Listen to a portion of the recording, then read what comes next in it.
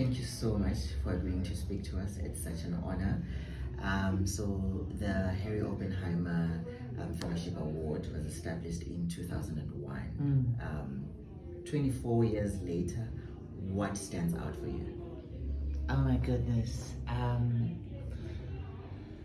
I think just the selection of incredible scholars who've made great contributions to our country. Like, there are so many recipients of this award who have genuinely made epic contributions to our land, and I think that's the amazing thing about it. And what do you look forward to with the advancements of AI, with so many advancements in science, what we just witnessed now, the two winners?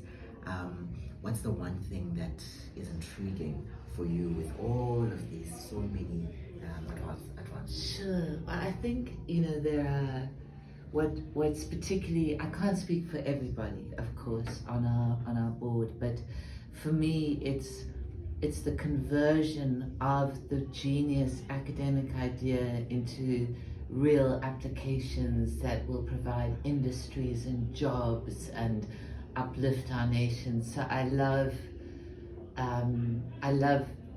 looking for that, and genuinely the academics who are doing that, they're passionate South Africans. And if you're winning this award, it means you could go anywhere in the world, but they're choosing to stay home and they're choosing to build our nation, and that to me is like the greatest of the great. And you are an incredible leader. You are leading the Oppenheimer Memorial Trust. It makes such a huge difference in society. What do you think are the top 3 attributes that a leader should have, particularly in the South African context? Jeepers. You don't ask easy questions, man. Well, the first thing that comes to mind is humility. Like, I'm sitting in this position on this trust because of my grandfather and his father, not really of anything I did myself. So I'm very conscious of that and hope to be a good steward of their good intent. But I think humility is a beautiful quality of any leader that I respect.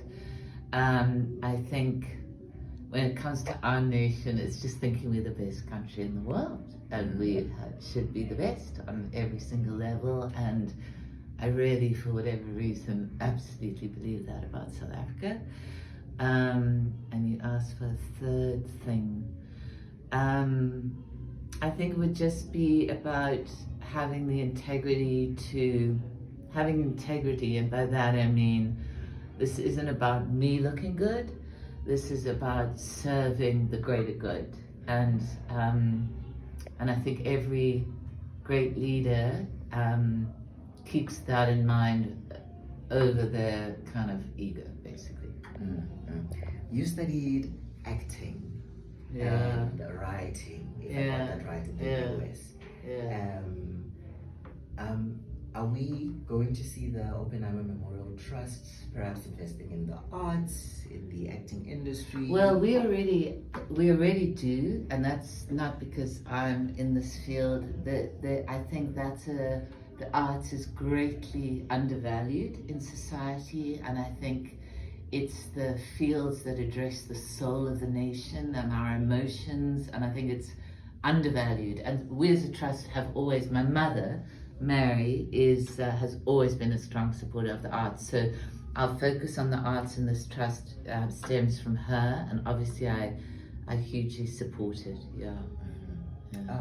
And then as somebody who studied acting and writing, what is a piece of art or a film, something that left a big impact in you? Well, I was lucky enough to work with Andrew Forbes, our great playwright, and I worked with him for 6 months on a project called My Life, where he chose 5 young women across our demographic spectrum. Just after Madiba had taken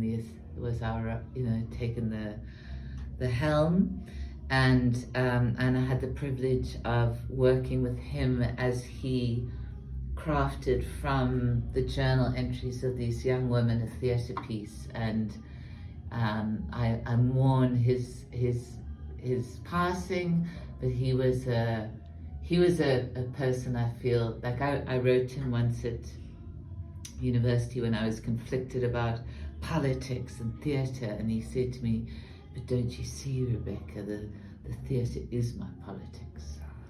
So he's one of my heroes, and certainly working with him was an epic high point.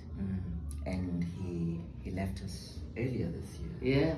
Yeah, very recent. I think listen, I had contact with him when I was younger, not more recently. I just think that he was he went to the heart of the matter and the complexity of things, and he was courageous about stepping into those deep spaces. But I think that's ultimately where change is birthed from. I did study some of Andrew Forbes' work while I was in high school, and he certainly has a legacy in South Africa and the rest of the continent, in fact internationally. I do want to ask you, what is your legacy? What would you like your legacy? I'm just getting started, man. I'm just warming up. No, I'm just getting going. So I've just finished. Well, I'm going to be bringing I've written a book, and I'm going to be publishing that soon. And then my passion is how to support change in informal settlements, and I have an organization, and we're just beginning. So watch this space. We will. Thank you so much. Thank you so much. Thank you so much. Appreciate it. Yeah, cool. That was lovely. Can we take a picture? Yes.